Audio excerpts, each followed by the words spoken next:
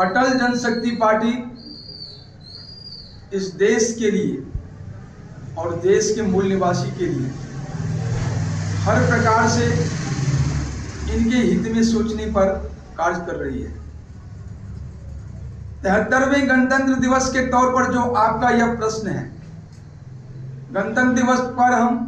जो कहने जा रहे हैं उसको कहने से पहले मैं माननीय आदरणीय प्रधानमंत्री मोदी जी का और इस भाजपा सरकार का तहे दिल से शुक्रिया अदा करना चाहूंगा, जो इन्होंने कांग्रेस के कपट के जवाब में कुछ न कुछ बेहतर आज के गणतंत्र दिवस में जो नेताजी सुभाष चंद्र बोस को सम्मान देकर किया है और जो श्री राम जन्मभूमि सनातन धर्म और संस्कृति की झांकियों को प्रस्तुत कर किया है, इससे इस गणतंत्र को एक नए रूप देने में जो मोदी जी की सरकार ने भूमिका निभाई है, हम और अटल जनशक्ति की पार्टी की ओर से और समस्त भारतवर्ष उनका शुक्रिया अदा करते हैं और समर्थन करते हैं। अब हम आते हैं गणतंत्र दिवस की मूल भावना के ऊपर। 26 जनवरी 1950 को जो गणतंत्र दिवस भारत के ऊपर सौंपा गया है, सबसे पहले मैं विनम्रता के साथ यह कहना चाहूंगा कि यदि कोई भी व्यक्ति या संस्थान या इस देश की शासन व्यवस्था के मुख्य कार्यपालिका, व्यवस्थापिका, न्यायपालिका अथवा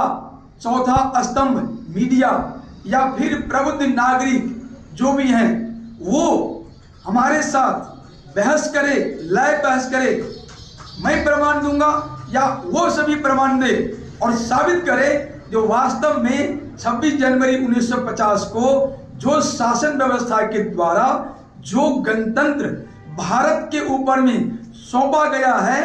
या थोपा गया है, वास्तव में वह गणतंत्र है भी या नहीं। हमारे विचार से, हमारे प्रमाण के आधार पर यह गणतंत्र बिल्कुल ही भारत के लिए एक महागुलामी का महाबंधन है, और जिस बंधन को यह भारत, यह भारतीय, ये सनातन धर्मी, ये हिंदू, ये सिख, ये बौद्ध, जैन, लिंगायत सहित समस्त सनातन धर्मी मूल निवासी जो भी भारत के नागरिक है वो झेल रहा है। आज भी भारत महागुलाम है। यह गणतंत्र के नाम पर, अपने शासन व्यवस्था के नाम पर जो गुलामी हमें कांग्रेस ने, वामपंथियों ने, गांधी, नेहरू ने, बाबा, बापू, चाचा ने कपट करके दिया है, इस गुलामी को काटने के लिए, इस गणतंत्र का विकल्प बनने के लिए अटल जनशक्ति पार्टी का आविर्भाव 28 जनवरी 2019 को प्रकृति ने, भारत माता ने कर दिया है, और इसके द्वारा 26 जनवरी 1950 गणतंत्र दिवस का विकल्प अटल जनशक्ति पार्टी जल्दी ही देने जा रहा है। और मैं आपको साफ बता दूं, जो यह कोई भी जो संविधान है, इस संविधान कॉपी पेस्ट को संविधान नहीं बोला जा सकता, नहीं कहा जा सकता। अंग्रेजों की शासन व्यवस्था को शासन व्यवस्था आजादी की नहीं कहा जा सकता। मैं सरकार से, सभी न्यायपालिका से, कार्यपालिका से, व्यवस्थापिका से, मीडिया से कहता हूं, जो उनमें अगर सक्षमता है तो वो भारत की आजादी को परिभाषित करने का कार्य करे। भारत के नागरिक कौन है, भारतीय कौन है और गैर भारतीय कौन है, इसको परिभाषित करे। अगर ये दो काम ये कर देते हैं, भारत की आजादी को परिभाषित कर देते हैं, अब भारत के नागरिक को भारतीय और गैर भारतीय इसको परिभाषित कर देते हैं, तो भारत की 100% सभी समस्याओं का समाधान हो जाएगा। यहाँ किसी प्रकार का कोई न अपराध होगा, न हिंसा होगा, न बेरोजगारी रहेगा, न भुखमरी रहेगा, न ही किसी प्रकार का काट मार रहेगा। लेकिन सबसे बड़ी बात यह है, यहाँ पर अपने शासन व्यवस्था के नाम पर इस कपटी कांग्रेस ने, एक बाबा बाबू चाचा की पॉलिसी ने इस देश को वह कर दिया जो हजारों साल से काट मार करते हुए मुगलों ने नहीं किया, 200 साल से काट मार करते हुए, कपट करते हुए अंग्रेजों ने नहीं किया। वो कार्य इस शासन व्यवस्था के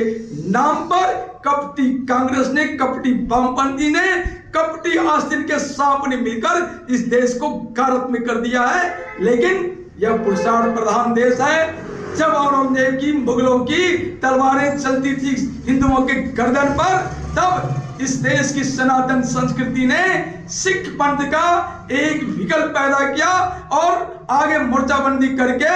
औरंगजेब ऐसे मुगलों को अपनी शहादत देकर रोक दिया हर प्रकार से। उसी प्रकार आने वाले कल में अटल जनशक्ति पार्टी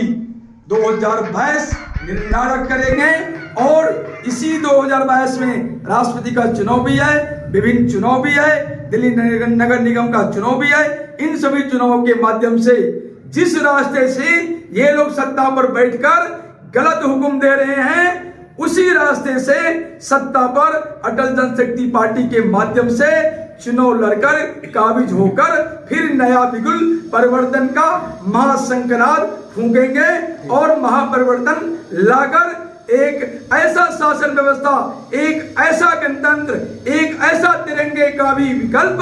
भगवा ध्वज जिस पर सूर्य का छाप रहेगा, जो लालिमामयी जीवनदायिनी होगा, वह प्रदान करेंगे और भारत ही नहीं पूरे विश्व को कल्याणमय, शांतिमय, विकासमय मार्ग पर ले जाने का अटल जनशक्ति का जो लक्ष्य है, उस लक्ष्य को भी हासिल करेंगे।